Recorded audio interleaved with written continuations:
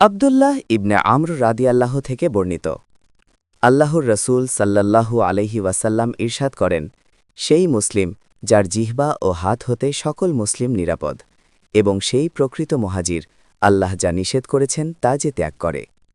আবু মুসা রাদিয়াল্লাহু থেকে বর্ণিত, তিনি বলেন, তারা সাহাবাগণ জিজ্ঞেস করলেন, হে আল্লাহর রাসূল, ইসলামে কোন জিনিসটি উত্তম? তিনি বললেন, যার জিহ্বা ও হাত হতে মুসলিমগণ নিরাপদ থাকে। আবু হুরায়রা রাদিয়াল্লাহ থেকে বর্ণিত, আল্লাহর রাসূল সাল্লাল্লাহু আলাইহি ওয়াসাল্লাম বলেন, সেই আল্লাহর শপথ যার হাতে আমার প্রাণ, তোমাদের কেউ প্রকৃত মুমিন হতে পারবে না যতক্ষণ না আমি তার নিকট তার পিতা ও সন্তানাদির চেয়ে অধিক ভালোবাসার পাত্র হই। আনাস রাদিয়াল্লাহু থেকে বর্ণিত, নবী সাল্লাল্লাহু আলাইহি ওয়াসাল্লাম বলেছেন, তিনটি গুণ যার মধ্যে আছে সে ঈমানের স্বাদ আস্বাদন করতে পারে। ১.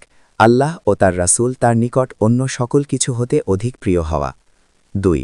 কাউকে একমাত্র আল্লাহর জন্যই ভালোবাসা। ৩. কুফরিতে প্রত্যাবর্তনকে আগুনে নিক্ষিপ্ত হবার মতো অপছন্দ করা।